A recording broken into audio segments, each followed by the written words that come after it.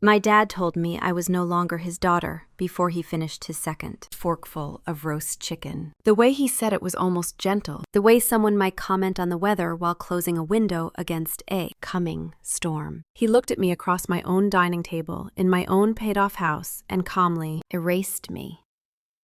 I remember thinking that my hands were not shaking. That surprised me. They should have. A sentence like that usually changes something in the body. Mine stayed still. Maybe stillness was the first sign that something in me had already broken, long before that night. Maybe this was only the moment the crack finally spoke out loud. The dinner itself had taken me hours to prepare. I had dusted the shelves, lit the good candle that smelled like bergamot in early summer, and arranged the plates in a way that made my small dining room in Charlotte feel like a full-grown home, instead of a third chance at adulthood. My house sat in the Dilworth neighborhood. Old trees and familiar sidewalks, the kind of place where people waved without expecting conversation. I bought it for that reason. I needed someplace that did not ask for anything from me. After working more than 80 hours a week for years, I finally had enough saved and enough discipline to buy it outright. No mortgage, no bank, no monthly reminder that rest was a luxury I could not afford. I had done that for myself. No one helped me. No one even asked how I was managing the double shifts and the weekends that disappeared like exhaled breath.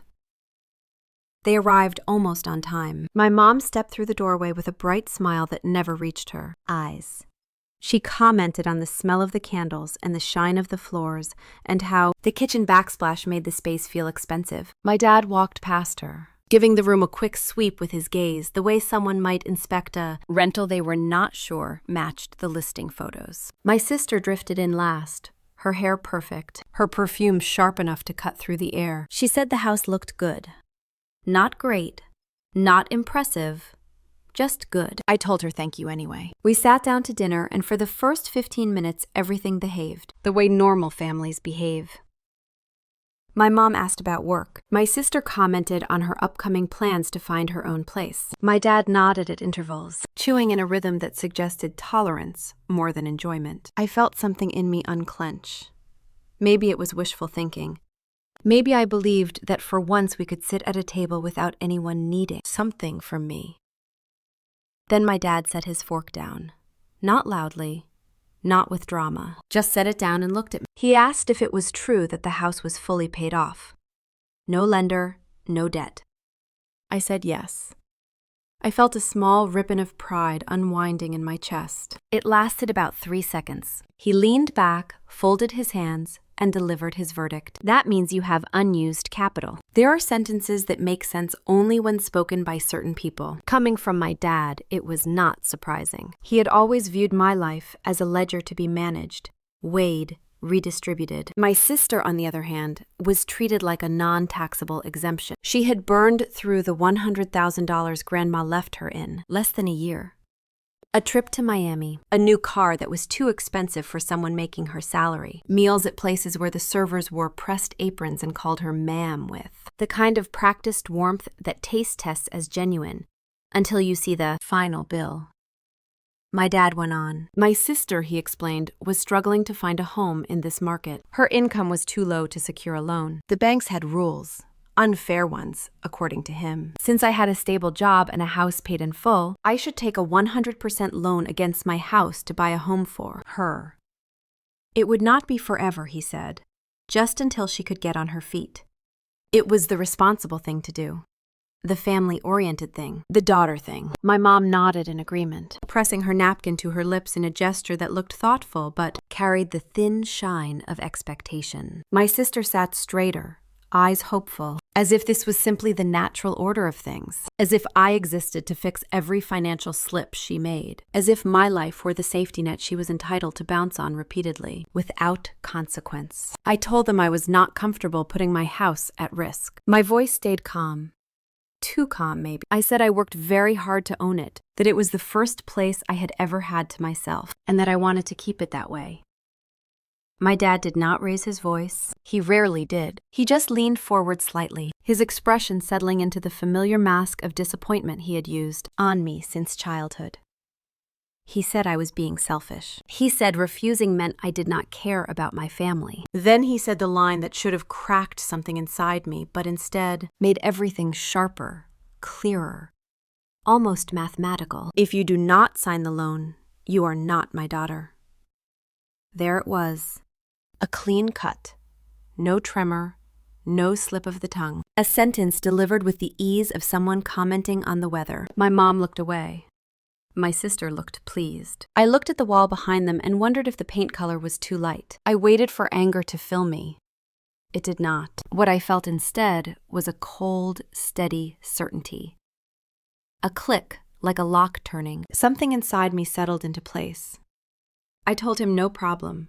If my sister needed a house, she could have mine. I would move out, find a new place, and make the transition easy for everyone. I said it calmly, almost casually, as if I were agreeing to rearrange a weekend plan. And not a single person at that table questioned how quickly I gave up the home I had worked years to build.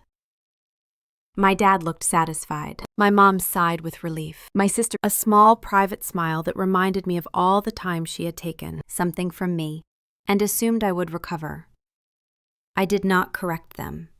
I let them. When dinner ended and they walked out the door, my mom said she was proud of me for finally understanding what family meant. My dad patted my shoulder. My sister kissed my cheek and whispered that she already knew how she wanted to decorate her new living room. I stood in the hallway for a long time after the door closed, listening to the soft tick of the dining room clock.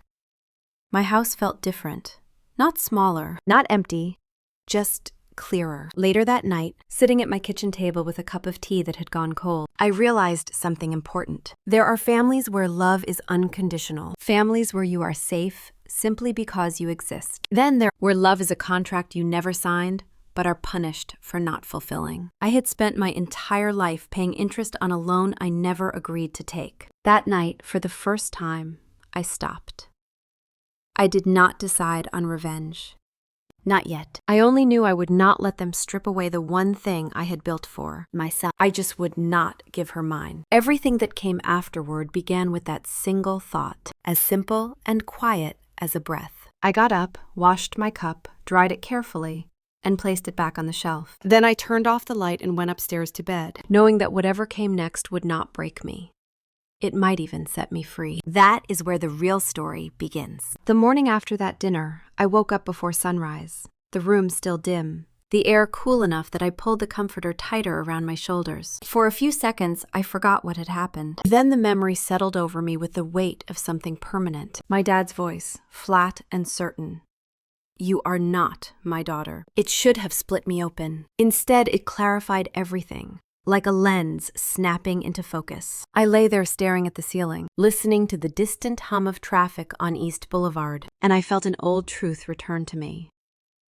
This was never about love. It was about expectation. It was about the role they had written for me long before I understood how to say no. I got up and padded to the kitchen, bare feet on cool hardwood floors. The house was quiet, in the way a house is quiet only when it belongs to you, alone. I made coffee, watching the dark liquid rise in the pot. The rhythmic drip almost meditative. That was when the past began pressing its way forward again, not as a flood, but as a sequence of clean, sharp moments. It had been 2 years since Grandma passed. I remember the phone call from the county office, the formal tone of the representative, the request for my presence at the reading of her will. I remember sitting in that small conference room with my mom, my dad, and my sister, the air smelling faintly of carpet cleaner and someone's too strong cologne. Grandma left each of us $100,000. Evenly. No qualifiers. No hidden stipulations. My mom cried. My dad nodded, already calculating, I could tell. My sister gasped like someone had offered her a winning lottery ticket. I sat there stunned by the fact that for the first time in my life, something of value had been handed to me without strings. My grandma had always been that way.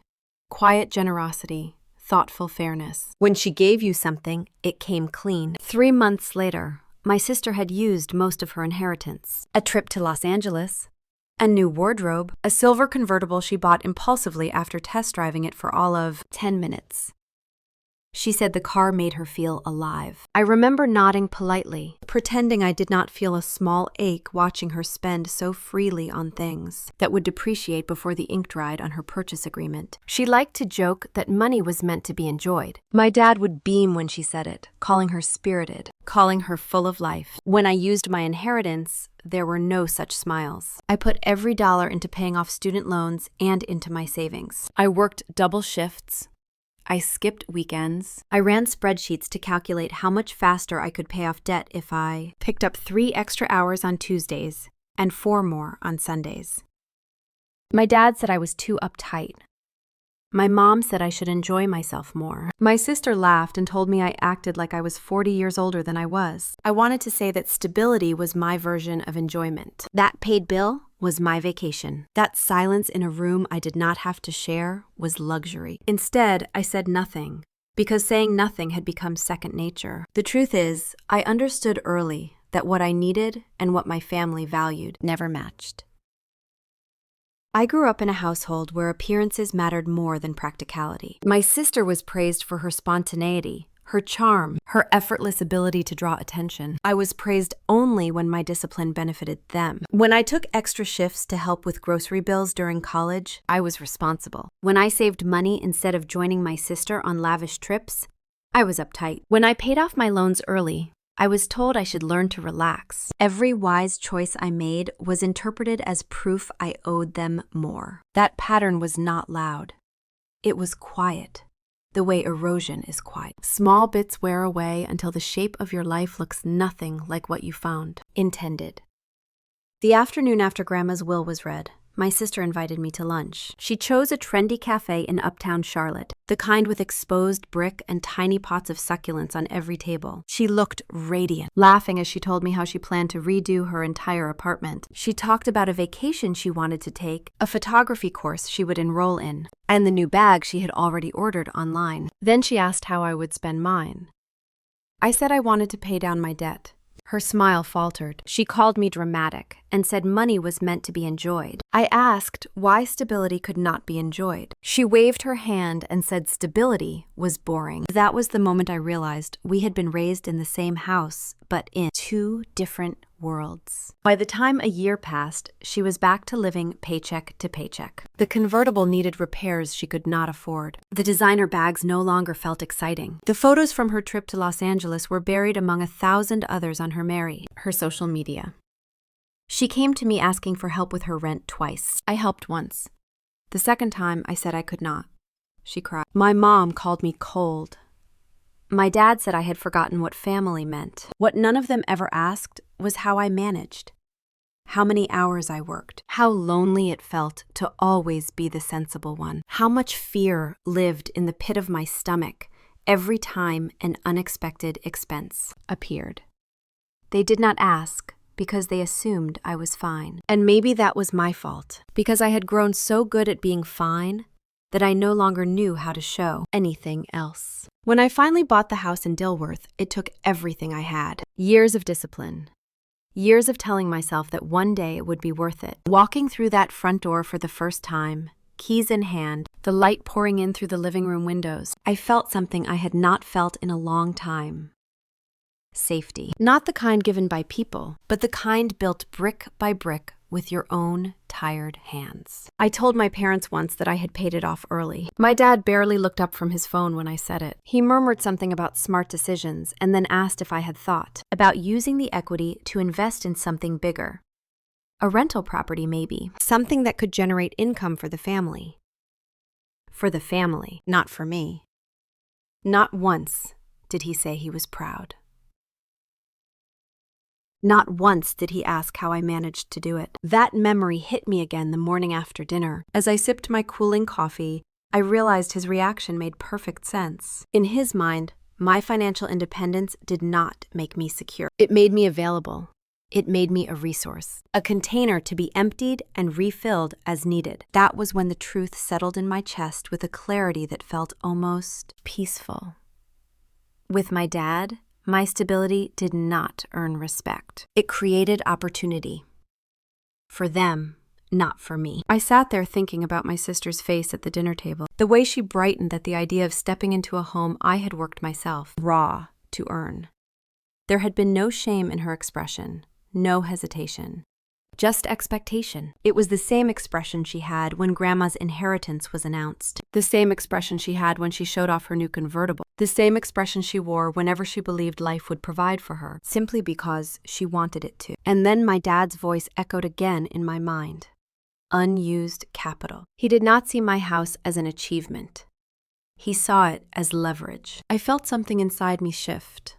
A quiet click, like a safe unlocking. Not anger, not grief, just understanding. A simple, factual understanding of where I truly stood in the architecture of my family. Not as a daughter to be cherished, but as an asset to be accessed. The realization was strangely freeing. I finished my coffee and rinsed the mug under warm water. Outside, the early sunlight filtered through the leaves of the trees lining the street. I watched it for a moment, letting the hush of the neighborhood steady me. Then I dried my hands and set the mug back in its place. Maybe this was the moment when the blueprint of my life finally shifted. When the load-bearing walls I had been holding up since childhood began to crack just enough to let something new come through. I was not their daughter in the way daughters hope to be loved. I was their safety net, their contingency plan, their quiet answer to every crisis of their own making. And now that I finally understood that, the decision I needed to make next became clearer than anything I had ever found done before.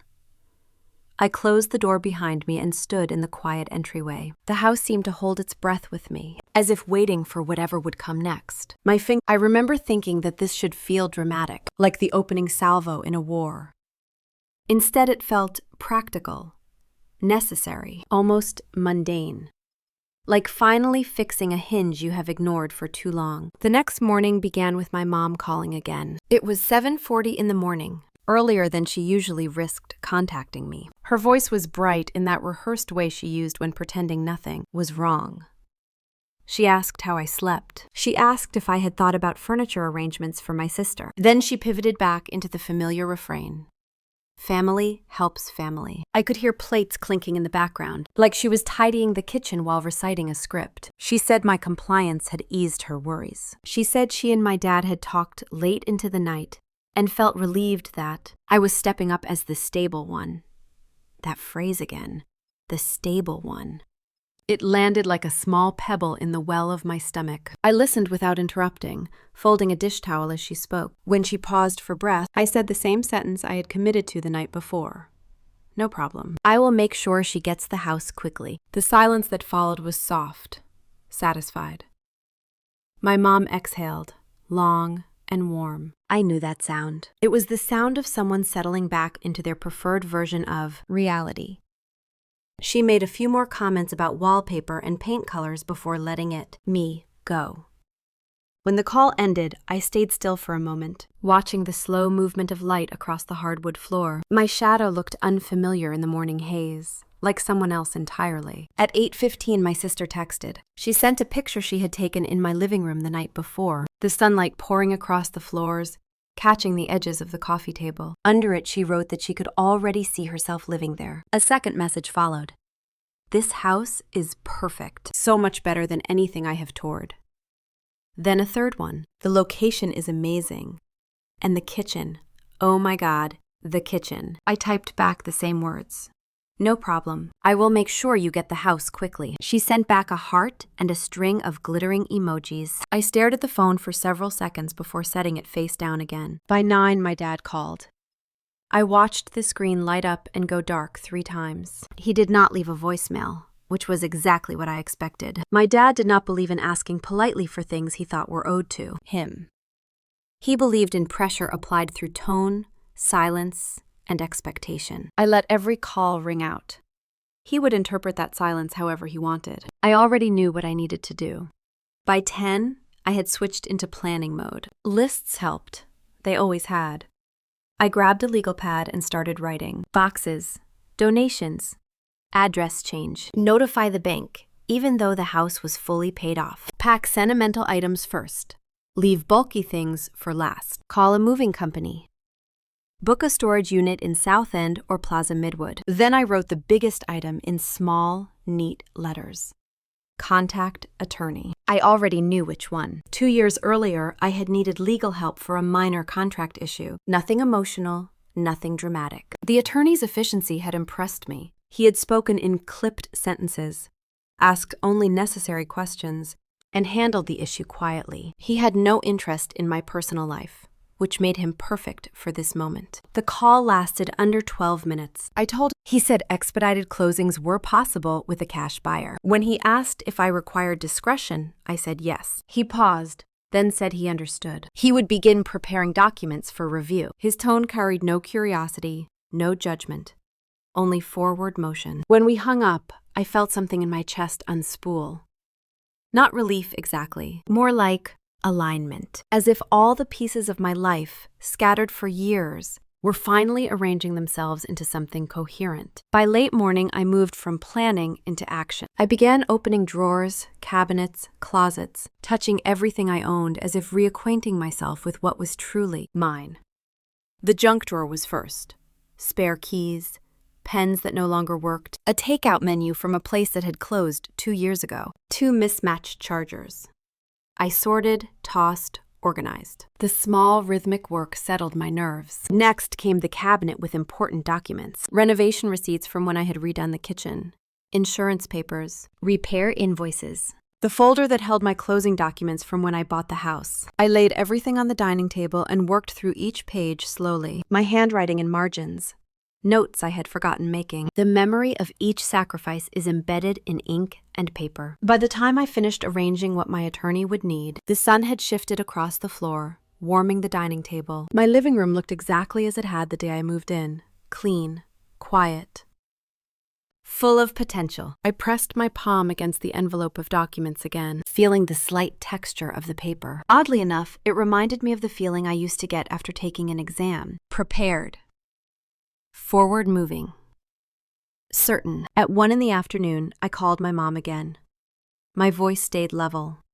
I told her I would need 2 weeks to move out. She made a surprised sound, something between approval and impatience. 2 weeks is fine, she said. She sounded genuinely cheerful, like someone who believed everything was falling neatly into place. She asked if I needed help packing. I said no. I would handle everything. The moment the call ended, I exhaled. 2 weeks.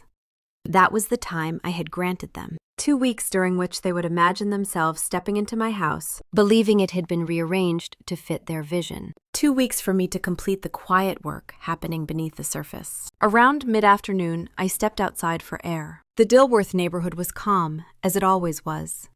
Well-kept lawns, people walking their dogs, a gentle breeze carrying the faint scent of cut grass. I walked up the block and back, letting the routine of movement clear the static in my mind. Every step felt like a reminder that what I was doing was not anger. It was a boundary.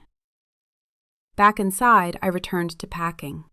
A few books, winter clothing, old photos I had tucked away in a shoebox. I found one of me and my sister at a county fair when we were children, her smiling wide, cotton candy in hand, me standing slightly behind, half smiling, half wary of the camera. I studied that picture for a long time, trying to understand the distance that had always existed between us. I slipped the photograph back into the box without closing it. At 5 p.m, my sister texted again. She asked if I could measure the living room so she could start planning her furniture arrangement. She added a request for photos of the bedrooms. I typed back another simple reply. I will handle everything, no problem. The phrase felt less like communication and more like punctuation by now. She responded with several excited emojis. I ignored them as gently as possible. As evening approached, I carried the envelope to my car. The air was warm, with a faint humidity that hinted at rain later. I sat in the driver's seat for a moment, letting the quiet of the neighborhood settle around me. Porch lights flickered on up and down the street. A couple walked past, deep in a conversation that seemed to belong to a different universe entirely. I drove to the attorney's office. The sky had turned a soft lavender, the kind that makes everything look briefly cinematic. I slipped the envelope through the secure slot, listening for the muffled sound of it landing inside. It was a small sound, almost insignificant, and yet it marked the precise moment the plan became real. When I returned home, the house felt different again.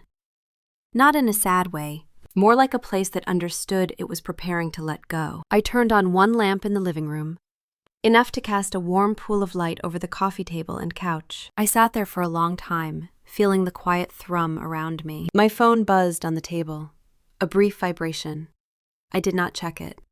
I had a sense it was my dad calling again. Or maybe my mom with a list of suggestions for my sister's future decor. Instead, I folded my hands in my lap and let the soft sounds of the house fill the silence.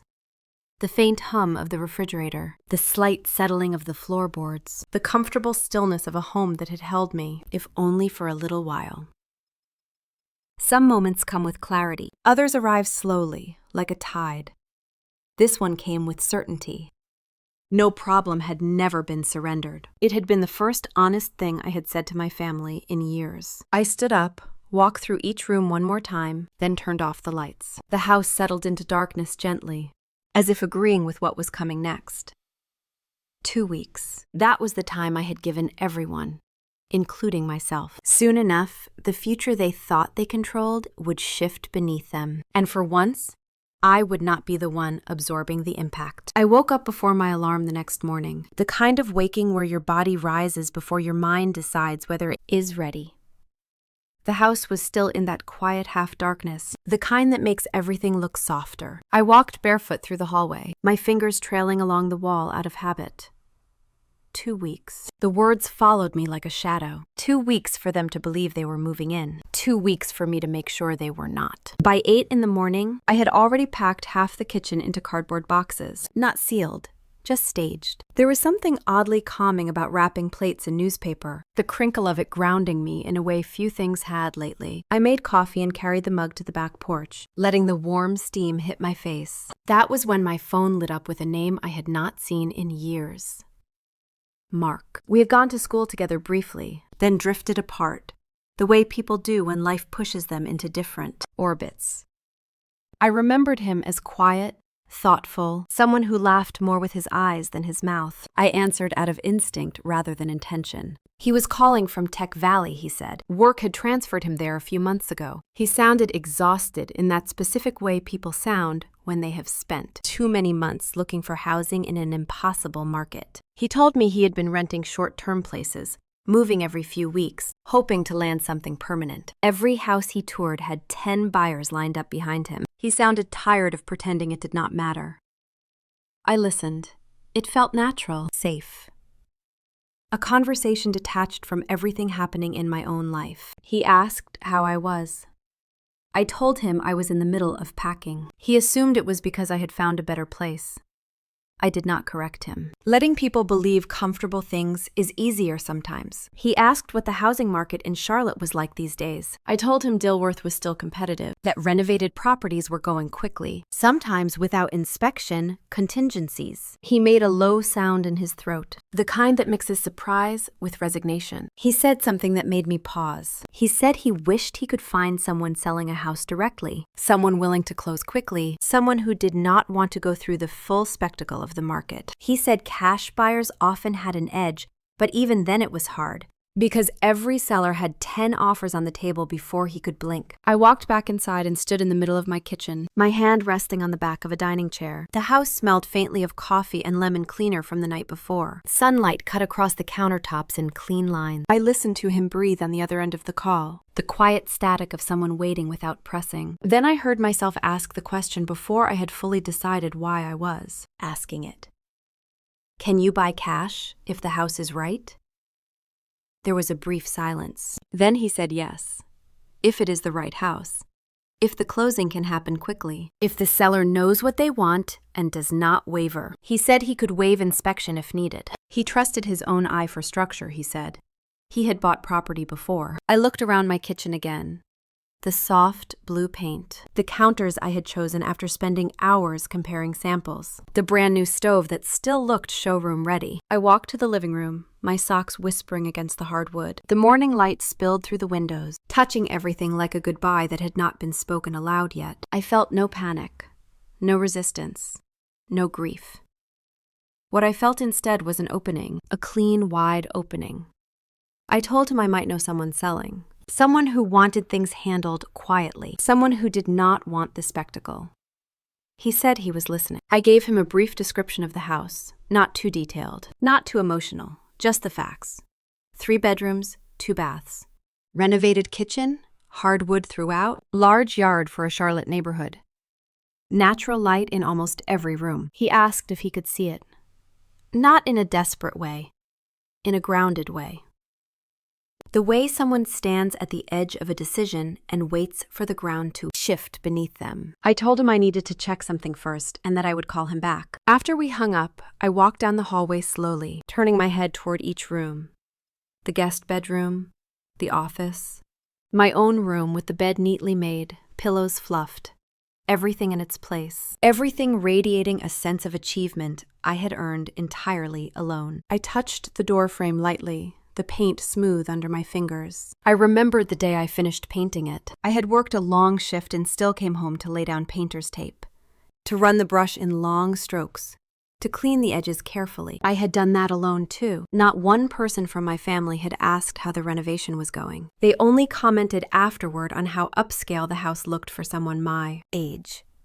A compliment wrapped in dismissal. I sat down on the edge of the couch, my elbows resting on my knees. Revenge did not cross my mind, not even vaguely. My sister did not enter the picture.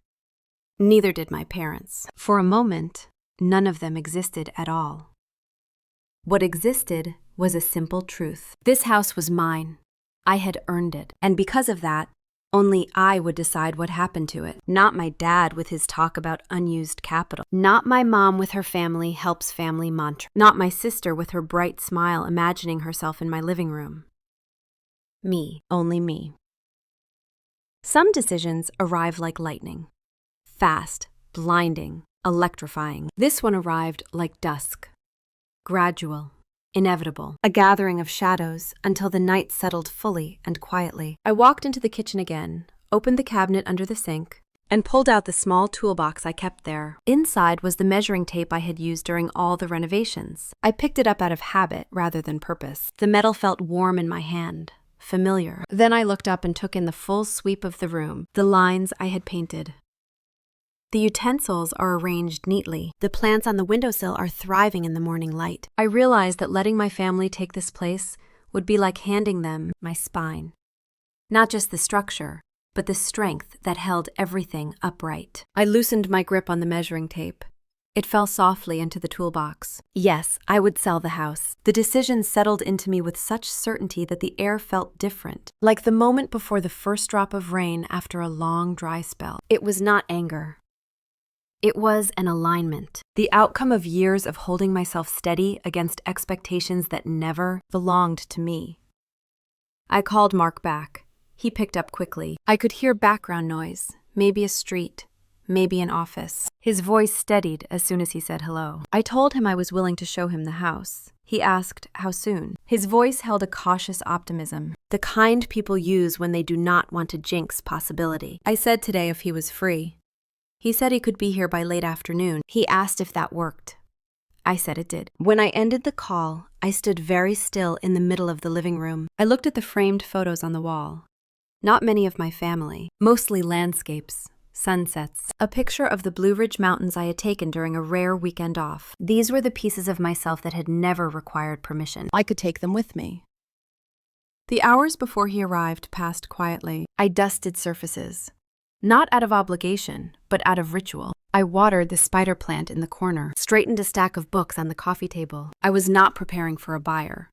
I was preparing for a transition. Around 4, my phone buzzed. I stepped outside to meet him. He stood on the walkway wearing a simple button-down, jeans, and a look of genuine appreciation. He took in the street, the trees, the well-kept lawns. He said it felt peaceful. I nodded. Inside, he moved slowly, taking in each room thoughtfully, not the way some potential buyers rush through a house as if racing time. He paused often. Note the quality of the flooring, the renovated kitchen, the natural light. He asked practical questions. How old is the roof? When was the HVAC serviced? Are there any known issues with plumbing or electrical? I answered each one calmly, factually. Nothing about the interaction felt performative. He was not trying to sell me on him as a buyer. I was not trying to sell him the house. It was simply two people assessing a possibility. When he finished walking through the home, he turned to face me in the hallway. His expression was steady, thoughtful. He said if I truly intended to sell, He was prepared to offer cash. He said he could close quickly. He said he trusted the quality of the renovation and was willing to waive inspection. The silence that followed did not feel heavy. It felt precise. I looked past him down the hallway, at the rooms I had painted, the floors I had polished, the air that had held my quiet grief and my quiet hope. I expected a pang of loss. It did not come. What came instead was a slow, steady exhale. I told him I would contact my attorney to begin the process. He nodded, almost relieved. He thanked me for showing him the house. I walked him back to the front door, watching through the window as he pulled away. When I closed the door behind me, I placed my hand on the wood for a moment, feeling the cool surface. This house had been my sanctuary, my proof of what I could build without anyone's help. And now it would be something else. Not a burden, not a bargaining chip, not a financial tool for my family to manipulate. It would be my way out. I stepped back, let my hand fall to my side, and turned toward the living room. The late afternoon light was beginning to soften, spreading gold across the floorboards. For the first time in a long time, I felt something close to freedom moving through the air. It was quiet, but it was unmistakable. I drove away without looking back, and for a few minutes, the silence inside the car felt almost foreign. My hands stayed steady on the wheel. My breathing stayed even. I kept waiting for the emotional backlash that people talk about when they walk away from something meaningful. But nothing rushed in. Nothing crashed over me. Everything stayed unnervingly calm. By the time I reached my temporary apartment on East Boulevard, the decision had settled into my body like a weight I had finally put down. I unlocked the door, set my keys on the counter, and pulled out my laptop. There was no hesitation left. No second guessing. Just the next step. I emailed Janet, my attorney, at 8:30 in the morning. The message was simple. The buyer is confirmed. Ready to proceed. She responded within 20 minutes, attaching preliminary documents that needed my signature. The speed comforted me. Clean transactions always move quickly, she had said once. This was the cleanest decision I had made in years. She called me shortly after to go over everything. Her voice was steady, unhurried, the kind of voice that made legal terms feel less intimidating. She explained escrow timelines, cash purchase logistics, the waiver of inspection, and the benefit of having a recently renovated property. She reminded me that cash offers avoided the delays caused by lenders. She sounded almost pleased at how straightforward this one would be. While she talked, I paced across the apartment's tiny living room, the carpet muffling my steps. The rooms felt nothing like the home I had just left. They were bare, temporary, lacking any sign of who I was. Somehow that helped. It made the transition feel like a corridor instead of a cliff. By noon, she had opened escrow and sent me a confirmation email with a digital signature request. I clicked through each page slowly, reading every line even though most of it was familiar. My previous purchase had trained me well. Responsibilities, conditions, transfer of ownership, recorded deed, wire instructions for the buyer, expedited closing. Each signature felt like I was cutting one more thread connecting my family to something that had never belonged to them. I had barely closed my laptop when my phone lit up with a message from my dad. "How is packing going?" No question mark. He never used question marks. It always made everything sound less like a question and more like a command. I typed back just fine. He replied immediately. "Do not leave a mess. Your sister should not have to clean up after you." I stared at the message long enough for the screen to dim. 2 minutes later, my sister sent a picture. A bright moving truck parked in front of what looked like the place she was. "Renting now." She added a short caption. "Getting ready." The enthusiasm in those 2 words was almost childlike. She followed it with a photo of new towels she bought, folded in pastel colors, then a picture of a candle labeled morning linen. She was already building a life in a house she assumed would be hers. She texted again. "I cannot believe how lucky I am." Lucky was not the word I would have chosen. I put the phone face down on the counter and let the silence settle again. The next few days fell into a rhythm that surprised me in its simplicity. Wake up early, review documents, pack a few boxes, answer occasional emails from Janet, ignore most messages from my family, eat leftovers, Sleep lightly. There is something oddly cleansing about packing your belongings in a space that is no longer really yours. I moved through the house like a visitor, cataloging memories. I folded clothes into neat stacks, keeping only the pieces that felt like they belonged to the next version of me. I wrapped my few decorative items in bubble wrap. Framed prints, a small ceramic bowl I had bought at a craft fair in Asheville, a lamp with a warm glow that had always made evenings softer. When I came across the small wooden box my grandma had given me, I paused. It felt heavier than I remembered. Inside were tiny objects she had always insisted carried history. A pressed flower from her garden years before. A picture of her holding me during my 3rd birthday party. A tiny charm shaped like a seashell that she said reminded her of joy. I sat with the box for several minutes, the soft hum of the refrigerator filling the quiet. Some items hold more than memory. They hold identity. I put the box carefully into my suitcase. Meanwhile, escrow moved forward at a pace that would have impressed even the most demanding buyer. Each day brought a new confirmation. Title search clear. Documents reviewed. Release form signed. Funds prepared. Mark responded to every email from Janet within an hour. He kept his questions concise and never pushed for anything. He trusted the process. That trust smoothed everything. 2 mornings after the escrow opened, I woke early and checked my bank account. My finger hovered over the screen for a moment before I tapped. When the balance appeared, I blinked. The number stared back at me, solid and undeniable. Funds received. Full amount. I sat down slowly on the edge of the mattress in the empty bedroom. I waited for something to rise in me. Relief, fear, excitement. What came was steadier than all of them. Certainty. I was financially untouchable now. My dad could lecture, scold, pressure, or guilt, but none of that could reach me through the barrier that number created. An email arrived seconds later. Final documents attached. Recorded with the county. Official. Done. Later that afternoon, my dad texted again. You need to be out sooner if possible. Your sister wants to schedule furniture delivery. I read it twice, wondering if he realized he was giving orders to someone who no longer lived under his control. I responded simply, 2 weeks. That was the agreement. He did not reply.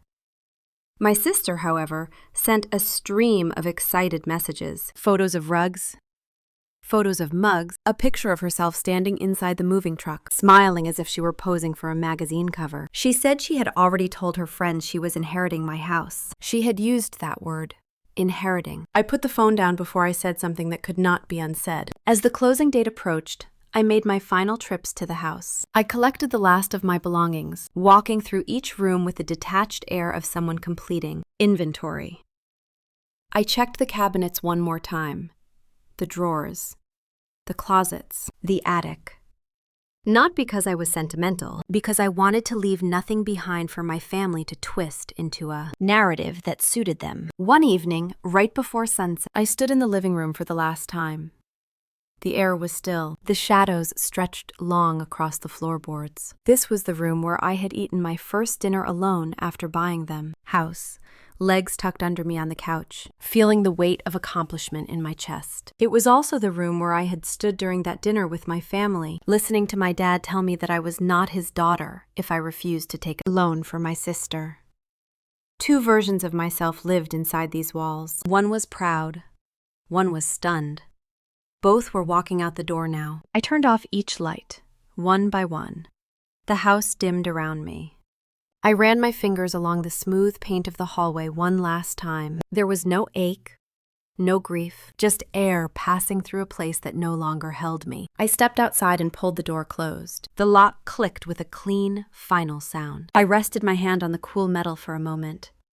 Something inside me loosened. This house had once been a symbol of everything I had worked for. Later, it became evidence of how quickly my family felt entitled to anything I achieved.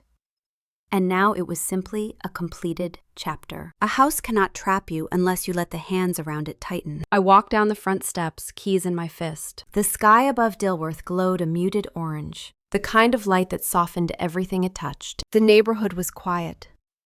A dog barked somewhere in the distance. A sprinkler clicked in rhythm across the street. At the curb, I opened my car door and slid inside. I placed the keys on the passenger seat.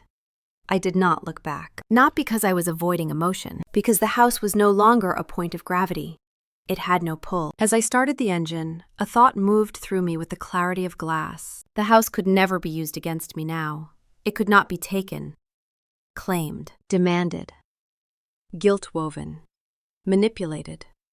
It was gone from their reach, gone from their vocabulary, gone from their leverage. And for the first time in a very long time, I felt the unmistakable sensation of doors opening, not closing. I drove away without checking the rearview mirror. It no longer mattered what was behind me. The house was sold, and with it, a lifetime of being their safety net finally ended. 2 days later after the house sold, on a bright Saturday morning thick with Carolina humidity, my family pulled onto Maple Crest Drive with the confidence of people stepping into what they believed already belonged to them.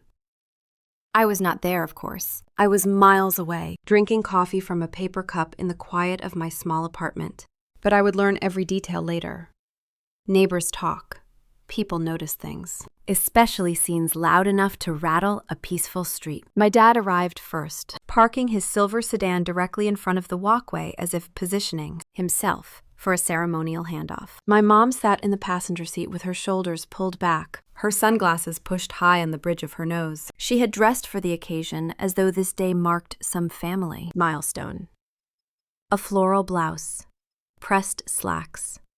Her hair is fixed in soft curls, the kind of look she saved for graduations and church services. My sister followed behind them in her compact SUV, the trunk stuffed so full the latch barely clicked shut. A moving truck trailed in last, its engine humming as the driver waited for instructions. The men inside leaned forward, curious but patient, used to families with complicated dynamics and last-minute changes of heart. My dad climbed out first, stretching his shoulders as if he were preparing to take ownership of them. Entire street. He looked up at the house with satisfaction, nodding with an expression that could have passed for pride. My mom stepped out more delicately, smoothing her blouse, her eyes sweeping across the porch as though she were already imagining her grandchildren running there someday. My sister lingered near her car, her expression bright, hopeful, almost breathless. She clutched a set of decorative throw pillows against her chest, as if that made everything feel more real. They expected me to appear any moment with the keys. They expected gratitude, maybe an apology for taking so long to hand things over. They expected the story to unfold exactly as they had written it in their home minds.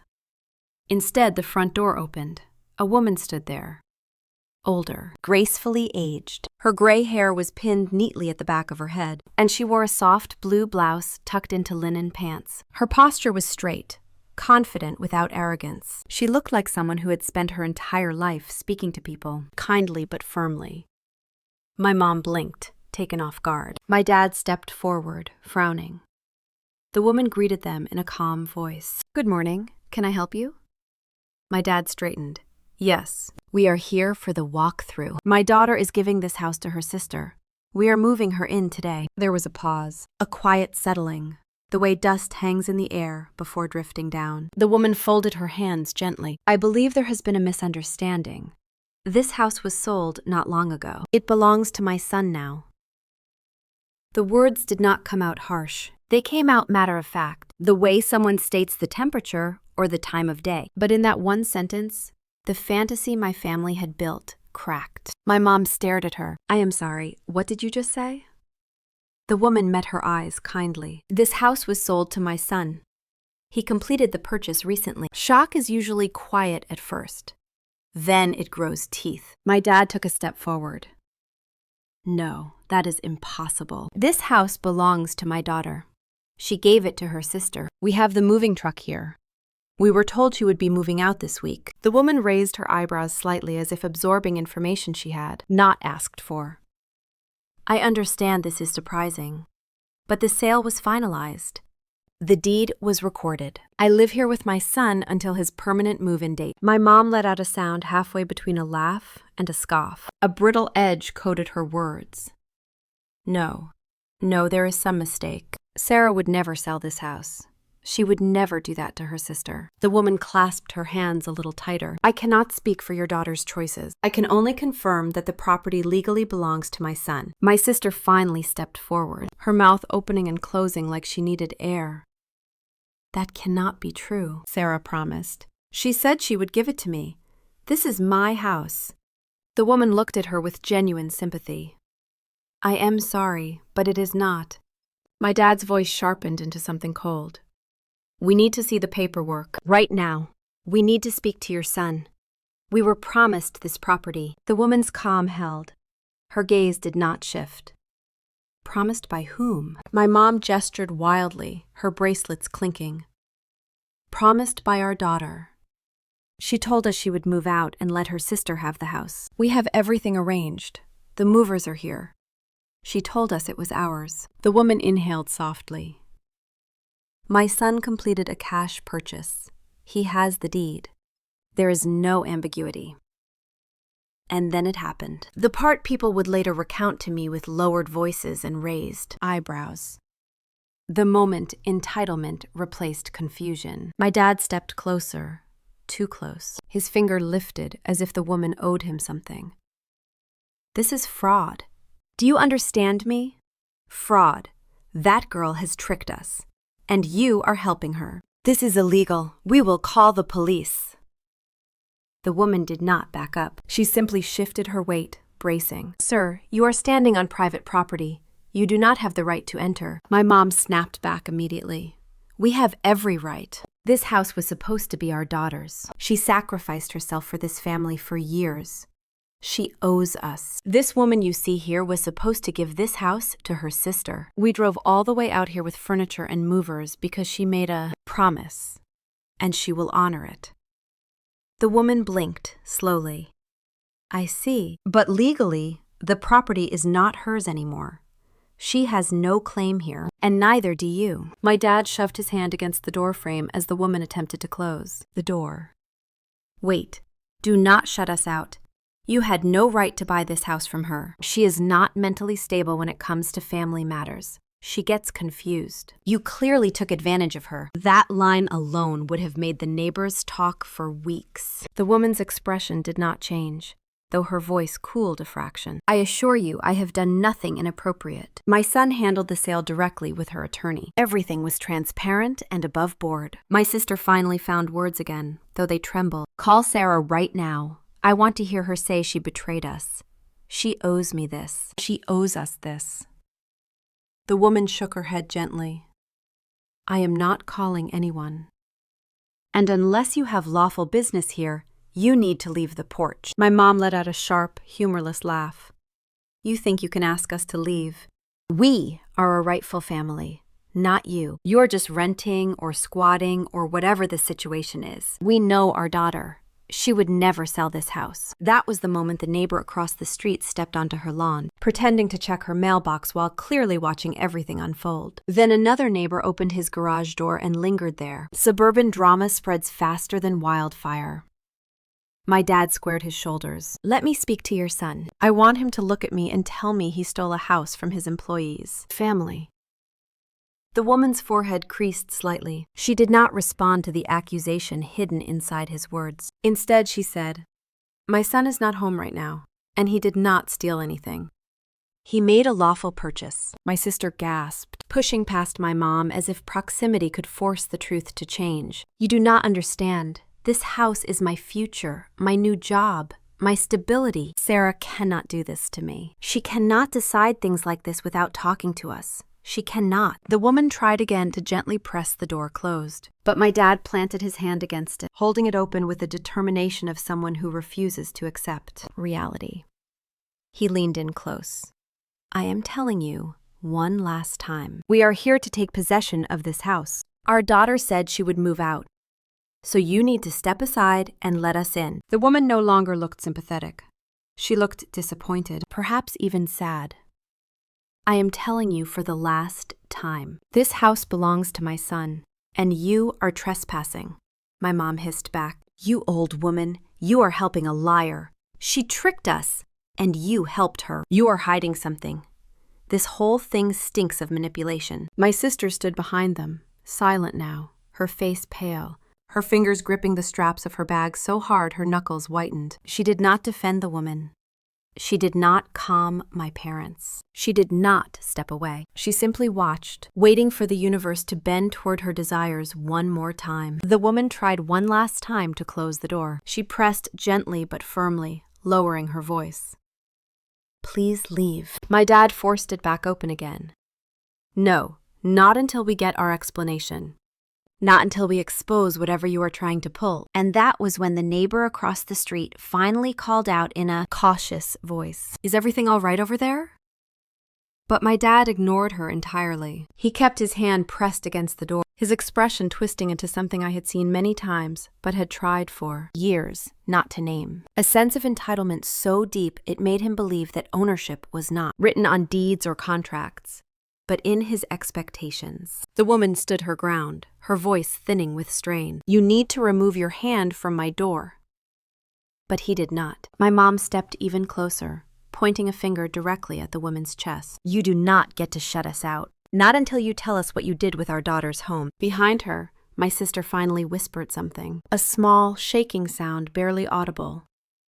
She said, "This cannot be happening." And in that moment, with her words hanging in the humid Carolina air, the truth slid fully into view.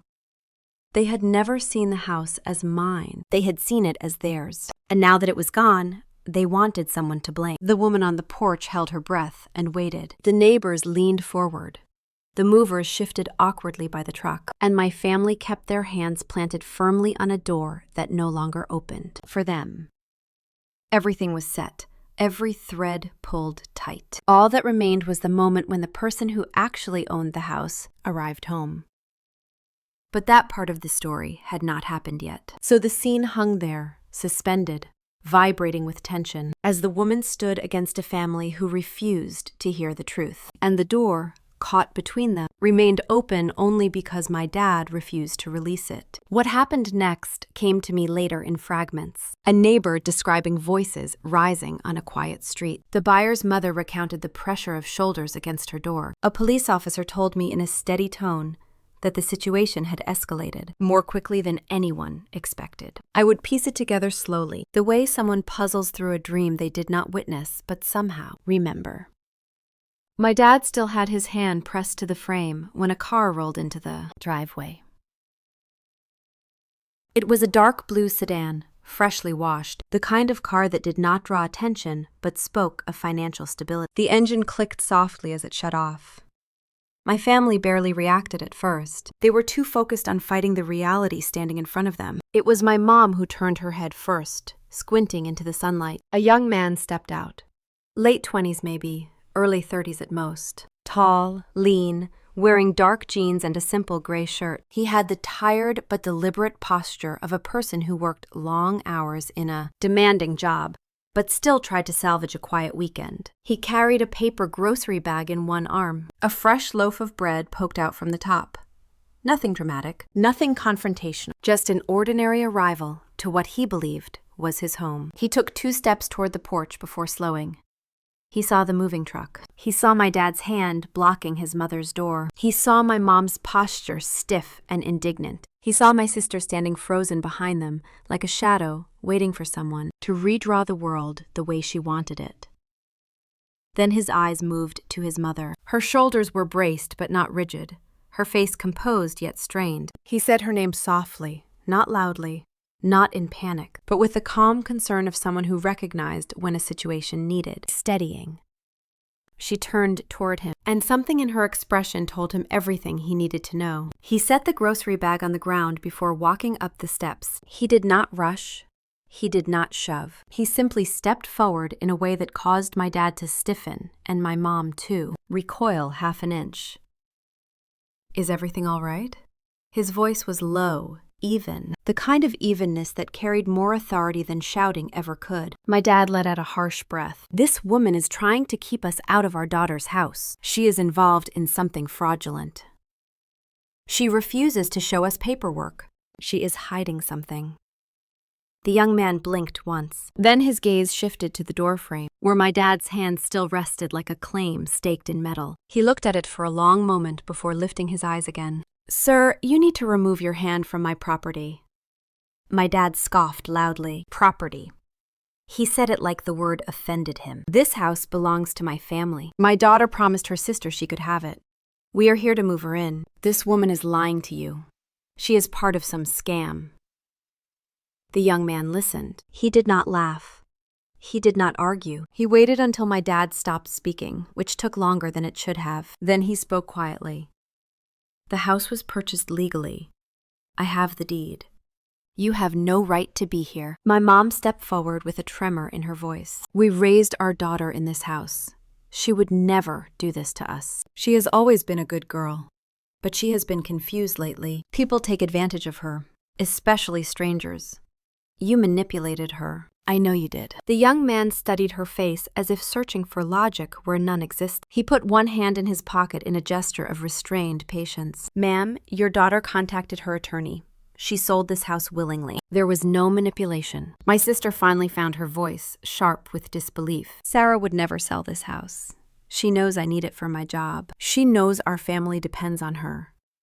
She knows what she owes us. The young man looked at her, not cruelly, just directly. Your sister does not owe you a house. Those words hit the porch with the weight of a falling brick. My sister's eyes widened, then narrowed with something approaching rage. You do not know anything about our family. She owes us everything. We sacrificed so much for her. She would never abandon us. She would never choose strangers over us. The young man remained still. His mother watched from the doorway, her shoulders rising slowly with each breath. The situation was changing, shifting like tension before a storm. My dad pointed a finger at the young man. I am telling you right now, this is illegal. All of it. You bought this house behind our backs. You took advantage of our daughter. You have no idea who you are dealing with. The young man's jaw tightened. His voice lost its softness. Sir, step away from my door. My dad refused. He held the frame as if letting go meant losing some final tether to control. My mom drew closer beside him, clutching my sister's arm. My sister clutched tighter to her bag, her eyes darting wildly, as if searching for the version of reality she preferred. The young man exhaled through his nose. Then he took out his phone. I am calling the police. His tone did not rise. It did not tremble. It was simply factual. My mom gasped. You cannot do that. We are not criminals. We are here for what is ours. His thumb moved across the phone screen. You are trespassing. You have been asked repeatedly to leave. Since you refuse, I am calling the police. My dad laughed, but it came out more like a bark. Good.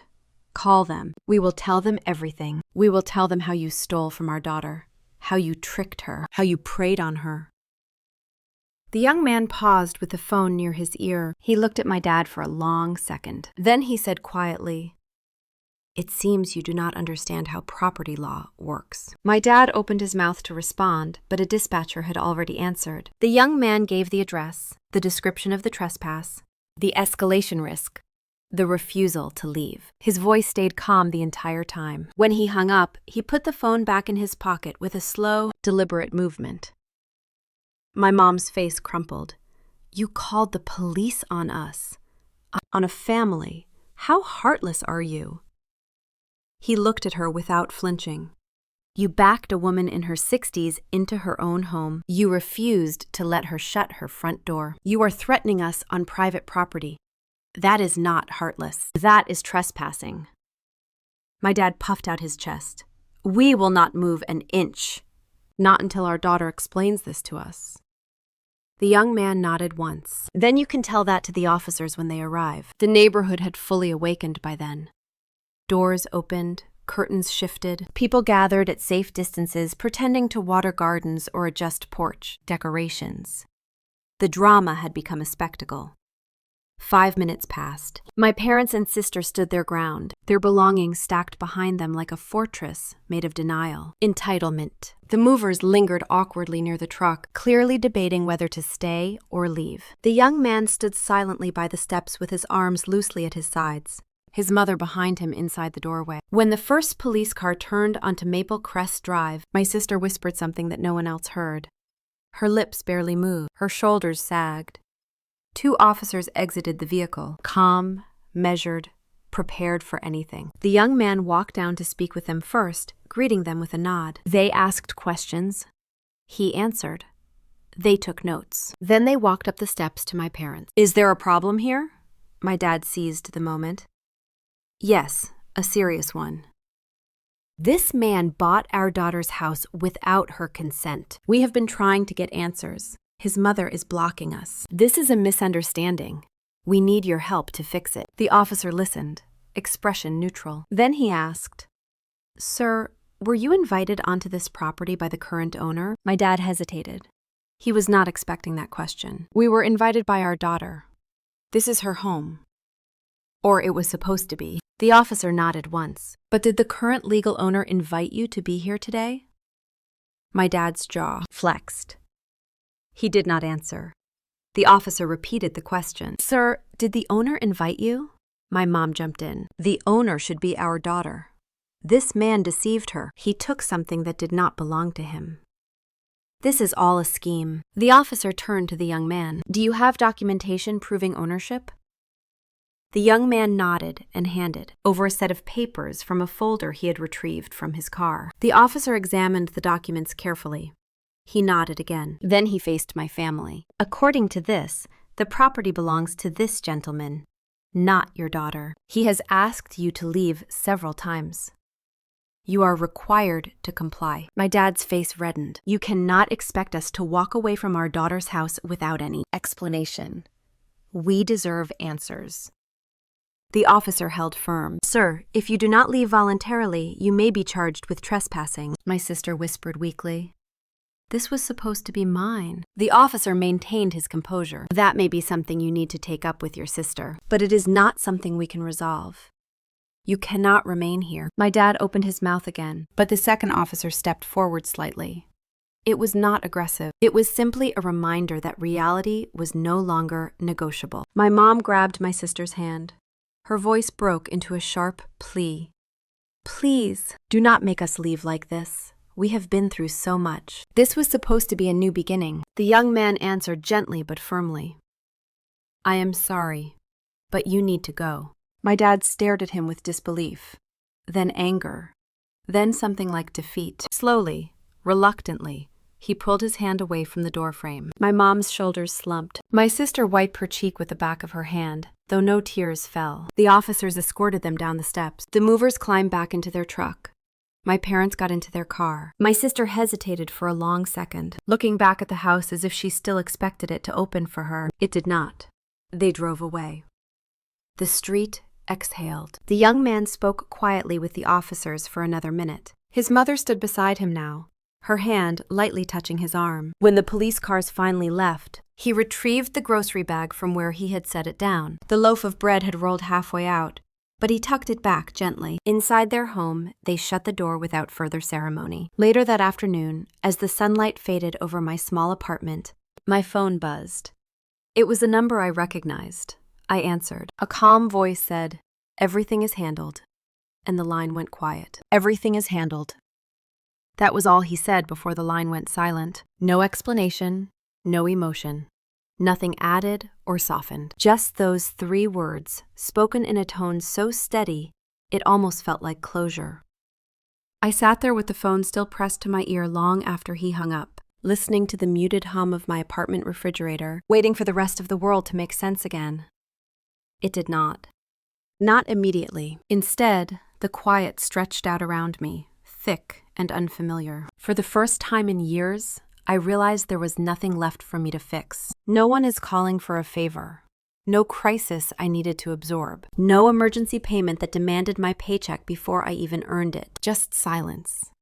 It was almost disorienting, but silence never lasts long in my family. It always breaks under the weight of chaos. The next morning, I woke to 8 missed calls from my sister, then 6 more from my mom. My dad had sent a long text filled with jagged sentences and accusations that blurred together when I tried to read them.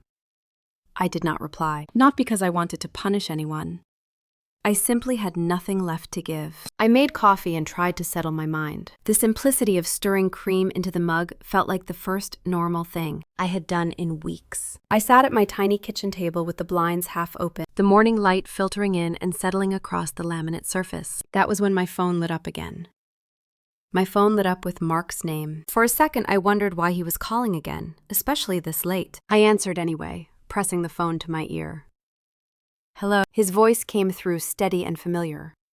It is Mark. I straightened in my chair. I had expected maybe a follow-up from his mother, or possibly a question about utilities, or some stray piece of mail, but not him directly. I said quietly, "Yes, of course. Thank you for calling." There was a pause. Not uncomfortable, just deliberate. I thought you should know. There was more to what happened yesterday. I waited. He had a way of speaking that did not rush. Words landed cleanly, like he was laying out documents one page at a time. Your family's behavior went beyond trespassing.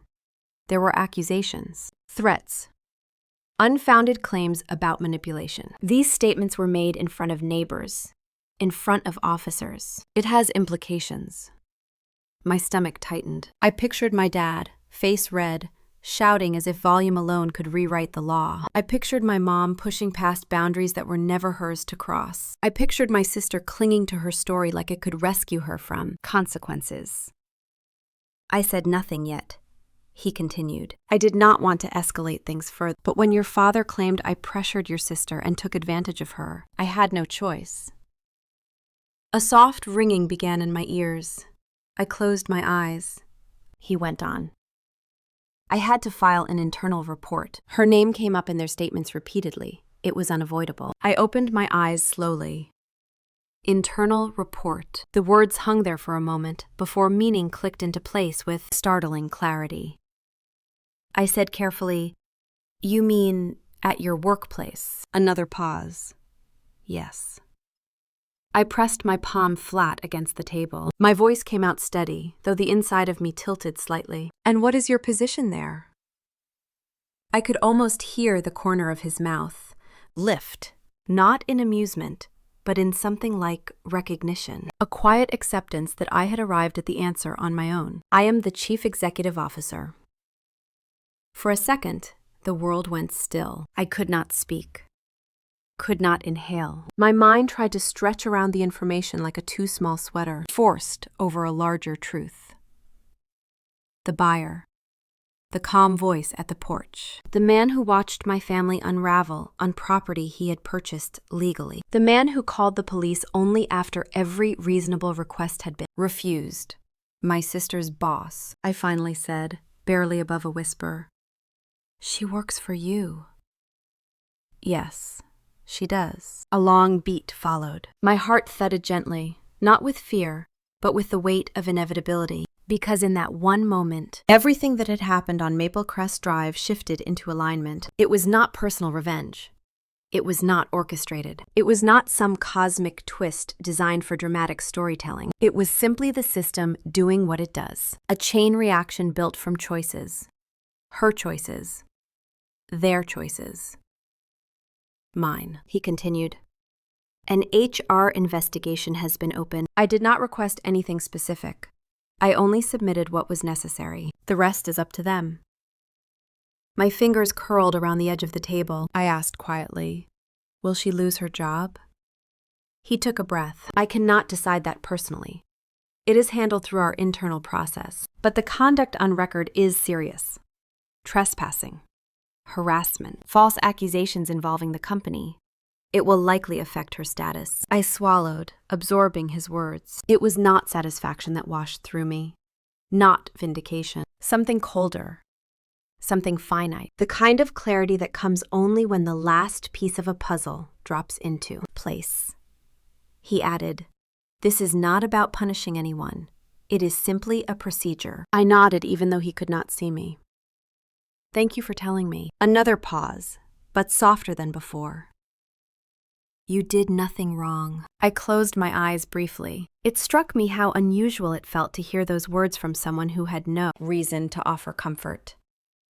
He was not part of my life. He did not know my years of carrying burdens that were never mine. But he had watched enough in a single afternoon to understand something most people never see. He wrapped up the call with the same calm tone he had begun with. I just wanted you to be aware.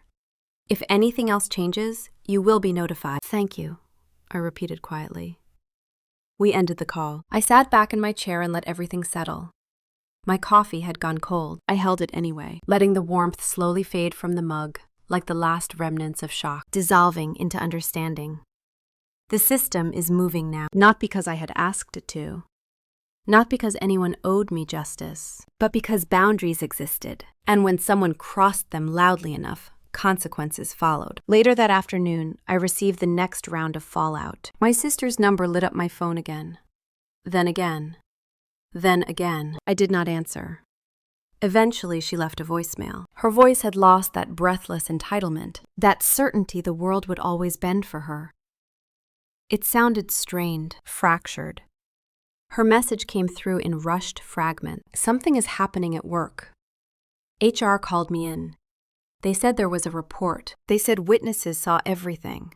They said my job is under review. This is your fault. You did this to me. How could you? I listened to the message twice, not out of cruelty, out of disbelief. Even in a crisis, she could not see the line between what she had caused and what she believed she deserved.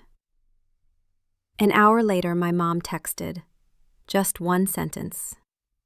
What did you do to your sister? I set the phone aside and walked to the window, letting the light filter across my face. The sky outside was fading into soft pink, the kind of evening that felt almost apologetic in its beauty. I did not reply. The following day, the buyer called again. His tone was as steady as before. Your sister has been placed on administrative leave. I nodded to myself. HR has completed their initial review, he continued. The decision is not final, but the circumstances are serious. I asked quietly, what exactly did she say? He answered plainly. She claimed I coerced you. She stated publicly that this home was promised to her. She insisted she had legal rights to enter. She accused my mother of harassment. All of it was disproven on site. I closed my eyes.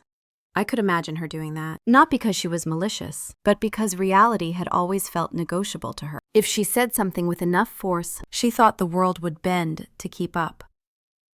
He said one more thing. Her file already had documented concerns from before I arrived at the company. This incident simply triggered the review process. In other words, the house was never the tipping point. It was the flashlight revealing cracks that had already been spreading. I thanked him again.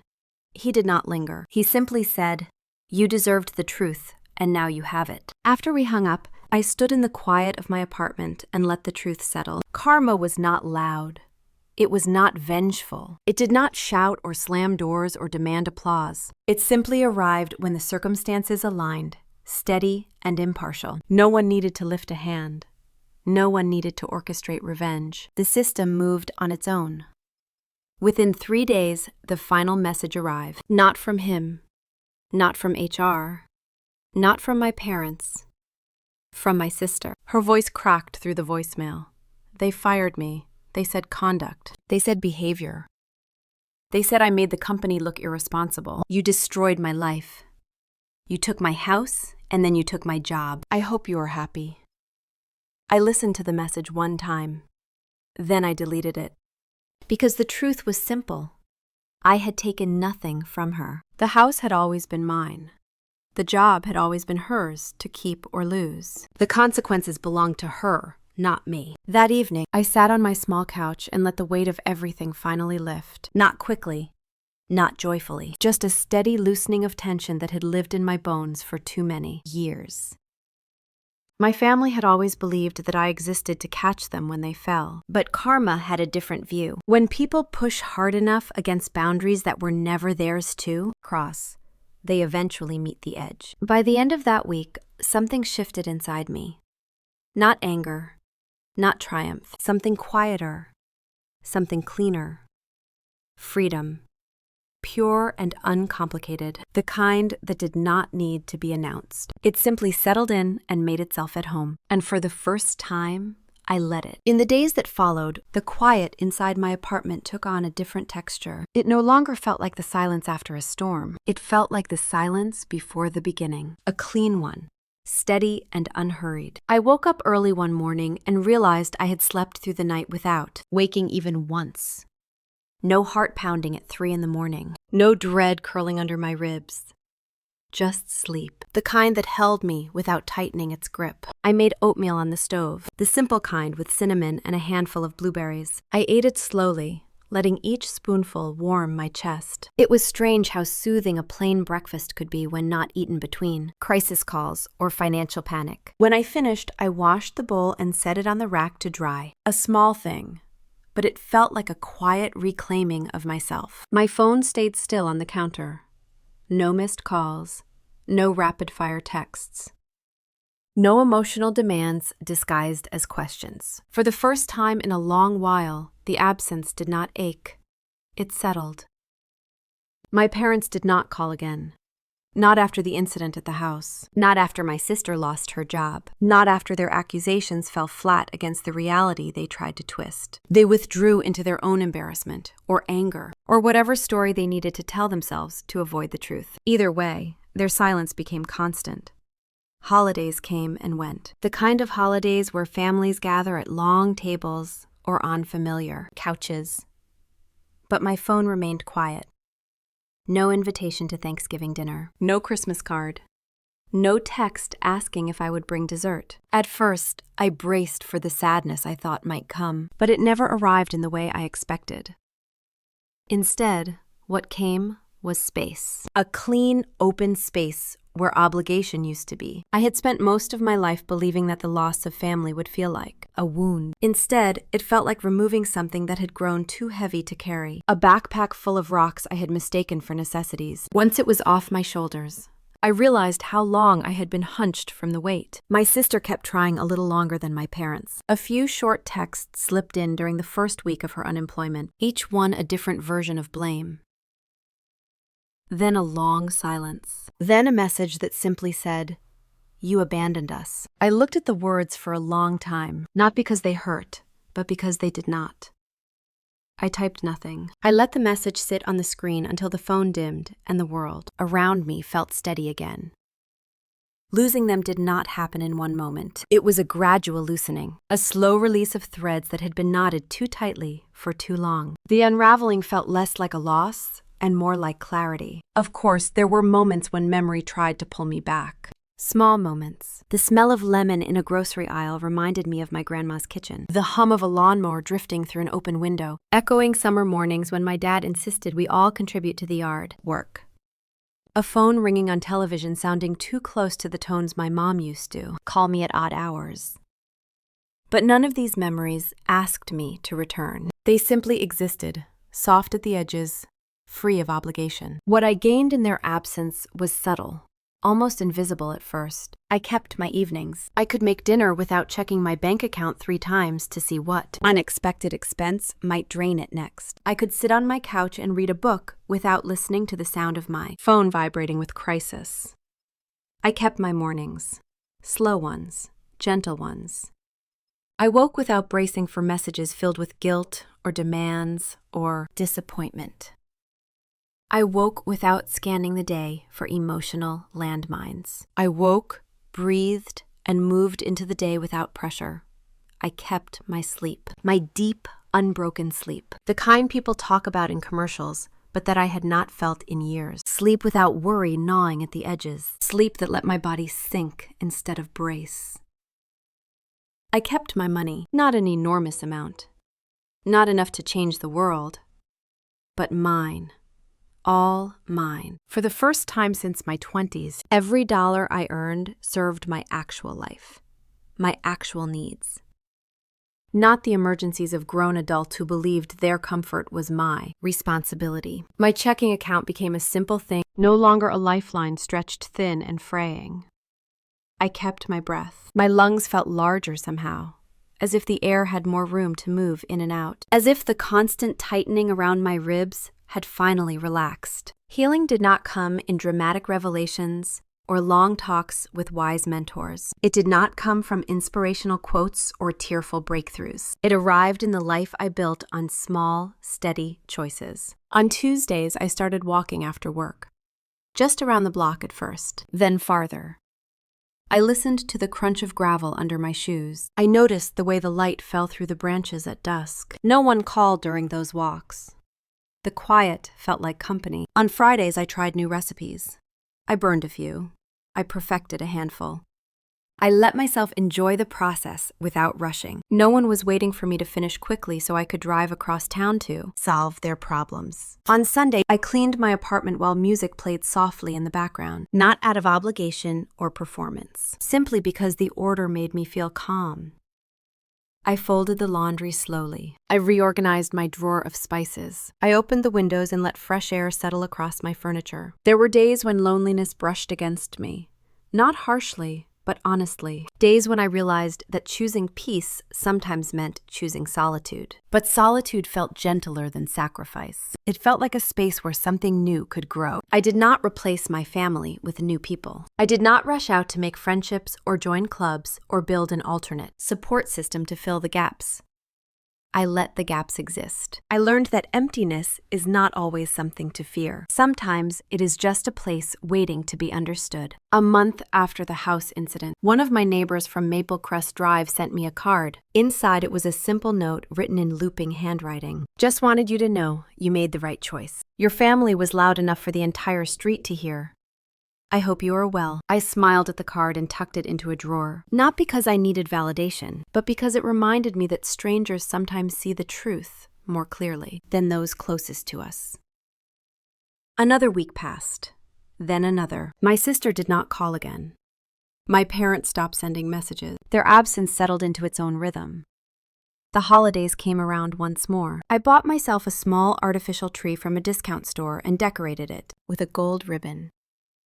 I made hot chocolate and watched the lights blink. There was no ache in it, just quiet. One morning, I woke early and stepped out onto my apartment balcony. The air was cool, carrying the faint scent of pine from the wooded area behind the building. The sunrise stretched across the horizon in muted pinks and soft gold. I wrapped my hands around a mug of coffee and watched the light change for number, reason.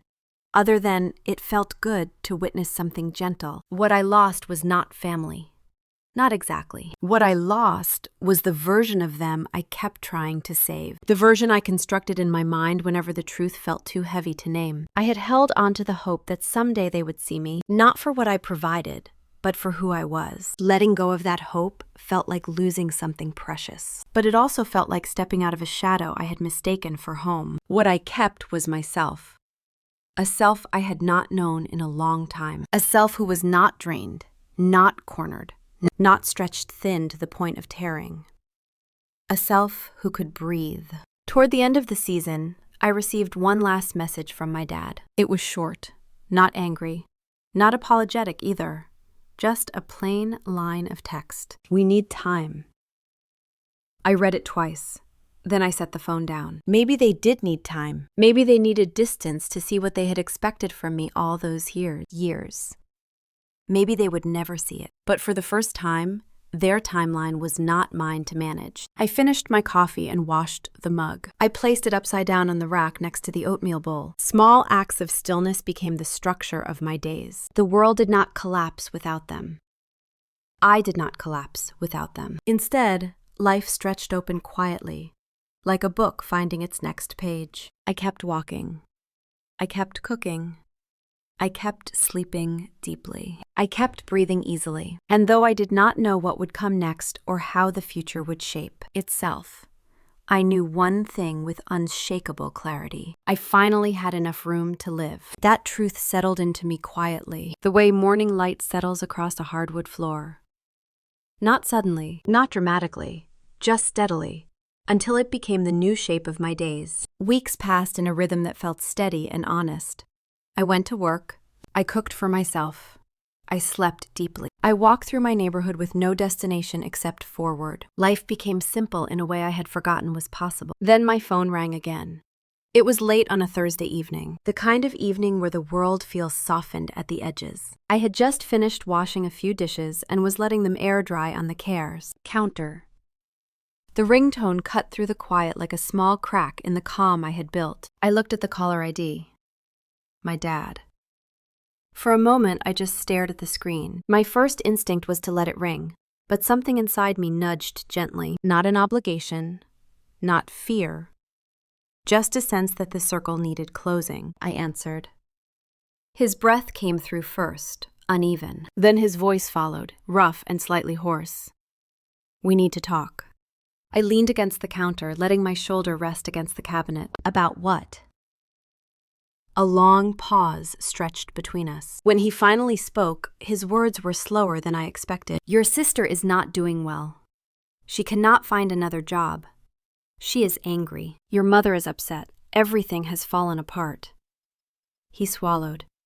This was never supposed to happen.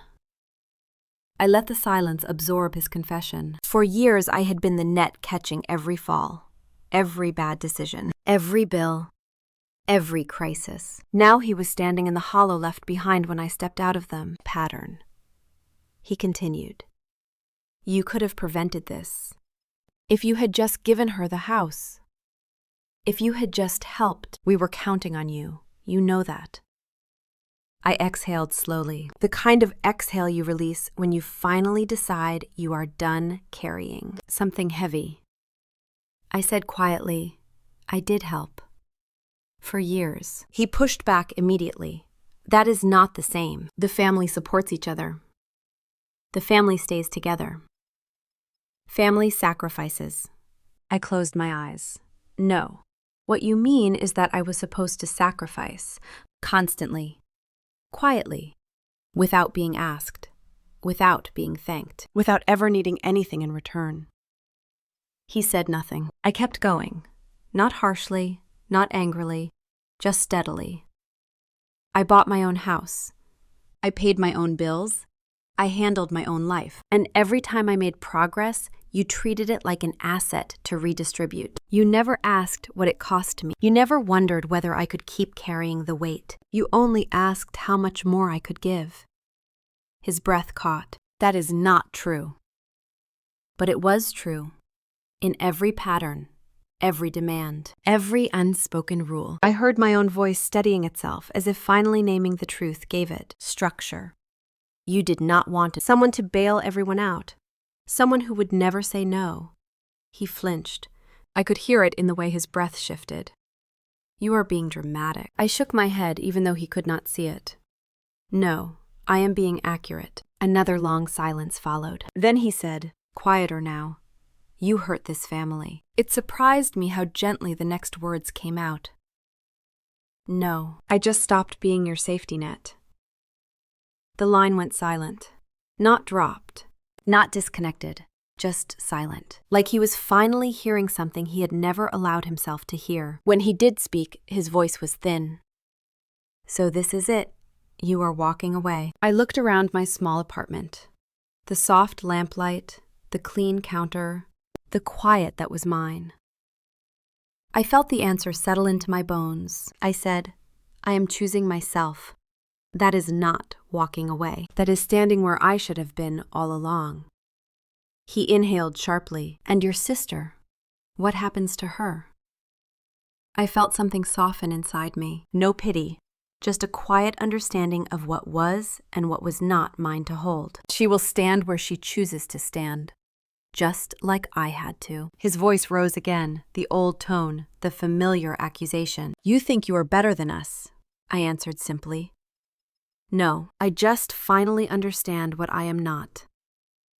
He did not reply. I let the silence settle. Then I said, take care of yourselves. And I ended the call. It was not dramatic. It did not thunder through my apartment. It felt more like setting something down gently, something heavy that I had carried for far too long. Afterward, I went to my cell phone provider the next day and changed my number. The representative at the store asked if I wanted to keep my contacts. Transferred. I told him no. The clean slate felt necessary. He nodded like he understood more than I was explaining. When I walked out of the store, I felt lighter. Not because my family no longer had my number, but because I had finally chosen the boundary I needed. A real one. A final one. I deleted old voicemails, old texts, old threads filled with guilt and obligation. Each deletion felt like sweeping away dust that had settled over years of neglecting myself. Days passed with no interruptions, no chaos. The world grew quieter inside me and around me. I began waking up without checking my phone at all. I began ending my days without rehearsing conversations that would never change. One evening, about a month later, I found myself sitting on my balcony again. The sun was lowering itself behind the trees, painting the sky in soft reds and lingering gold. I watched the light fade and felt something settle inside me that I could only describe as peace. Real peace. The kind that does not come from winning or proving anything, but from letting go. Inside my apartment, life became meaningful in small ways. I bought a plant and kept it alive for the first time. I tried a new recipe that came out terrible, but made me laugh. I donated a box of old belongings that carried more weight in memory than on purpose. I rearranged my living room furniture just enough to give the space a new feeling. Healing did not show up like a revelation. It showed up when I realized I no longer braced for my phone to ring. When I no longer stepped into each day preparing myself for someone else's crisis. When I no longer carried the invisible ledger of debts I never owed. My family faded from daily thought. Not erased, not hated, just quiet. A chapter closed. One morning, while tying my shoes for a walk, I remembered something my grandma once told me when I was very young. She said that some families expect love to be a debt instead of a gift. At the time, I did not understand. Now the understanding sat gently inside me. Not sharp, not bitter, just true. What I had lost was the illusion that I ever belonged to them in the way a daughter should. What I had kept was something far more important. Myself. Late one afternoon, while standing in line at a coffee shop, the final words of this chapter formed themselves without effort. I was never your daughter. I was your unpaid insurance policy. And somehow, finally saying it to myself made everything align. When I went home that day, I opened my living room windows to let the late breeze drift in. The air smelled faintly of cut grass, and something sweet carried from a neighboring apartment. I felt the stillness again, the good kind, the kind that leaves room for a life to grow. I sat down with my laptop and let out a breath that felt like freedom. If you have ever been told you were too much or not enough for your own family, remember this: silence can be power, and truth can be the loudest revenge. Tell me in the comments what integrity means to you and where you are listening from.